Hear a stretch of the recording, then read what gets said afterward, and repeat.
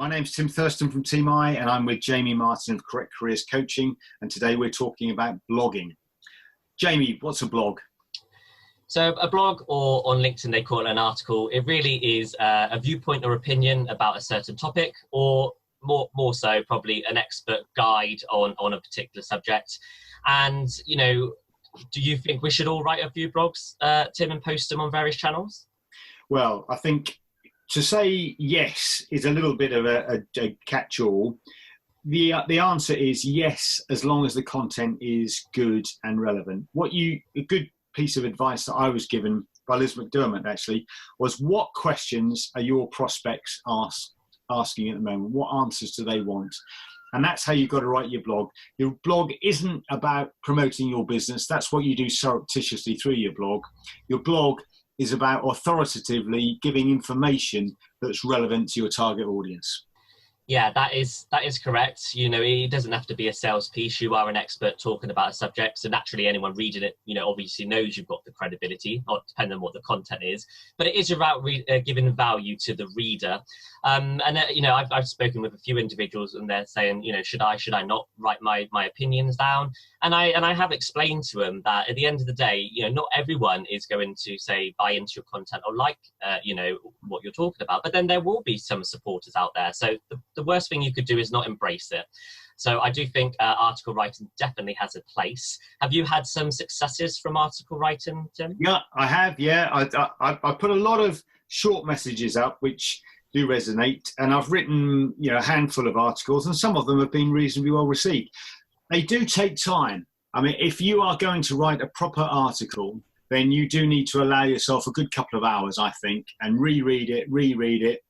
It's the old adage from anybody who's worked in the media, you know, sorry it was so long, I didn't have time to make it shorter. So editing it down is really, really important. It's quite often that once we start on a subject, we run away, our enthusiasm runs away, and before we know it, we've written 1,000 words, when really, you know, if you think an A4 page is about 600 words, that's a full A4 page. That's probably enough for an article, to be honest. If you can keep it to around about 600. When I ran Archants County magazines, we looked for columnists to write about 600 words. So roughly 600 words is probably the max I would suggest. That said, you know, once you've engaged people, they want more information, so you can then follow that up. So a series of blogs is quite good. The point I just want to make, Jamie, is don't get hung up about the distribution of your blog. More importantly, to get the content right. The content comes first. Be very clear about your content and then look at your distribution channels. I think some people think, oh, I must do something on LinkedIn. I must have a blog on my website. The distribution comes second. It's the content that comes first. Yeah.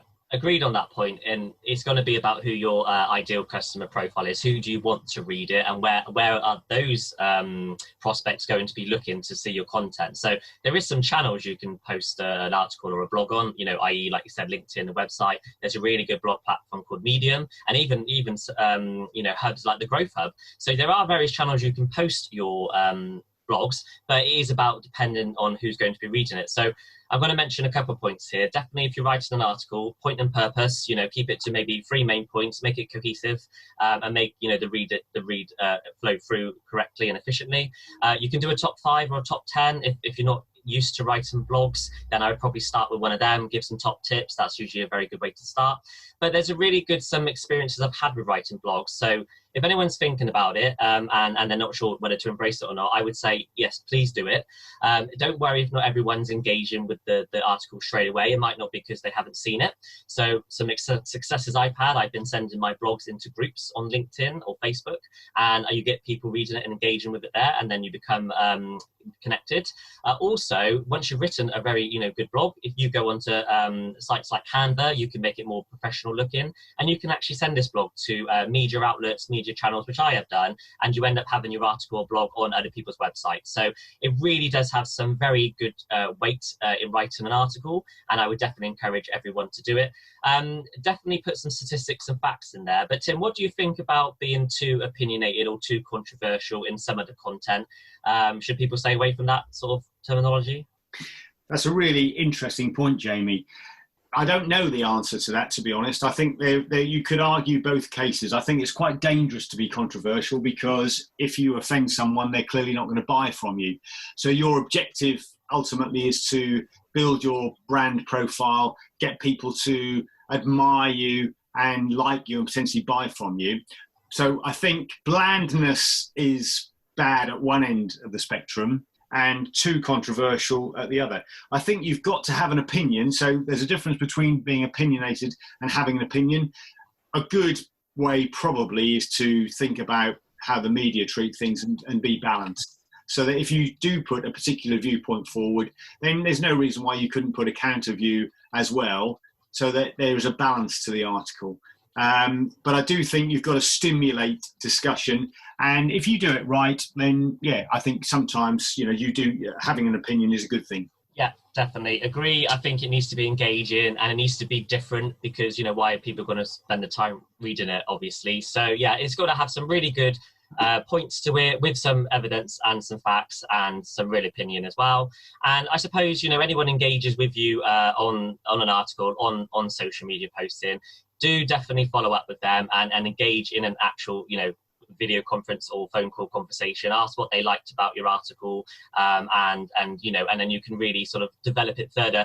And just to give you an example of what I did an article series about millennials and how they buy, and I went to millennial business friends I know, and I got them to fill in a survey so I could provide actual statistics and facts. And then anyone you are prospecting, you can send a link to your article in a private message, and that really strengthens the engagement and shows them that it is about relationship building and sharing information rather than just selling on social media. So yeah, my advice is definitely go and write an article. Any final thoughts, Tim? Yes, I think two points. One, less is more. So I think quality is better than quantity, but you also need to be fairly frequent. What would you say is an optimum for a small business, Jamie, an optimum frequency for publishing a blog? Based on what the time you said it takes, I would go for one a month. You've got the time to do that, and it shows consistency and it shows your passion and authenticity, and people would then start to acknowledge your article writing skills and that you're doing it frequently, so they will start reading it more then. I think you're absolutely right, and I'd just like to endorse that point you made earlier about top 10 lists. Consumers and consumers of media like that. It's proven in the mainstream media that people do like lists. So if you can include some lists in your blog, then that's probably a very good way to go. Jamie Martin, Correct Careers Coaching, thanks very much for your time. Thank you.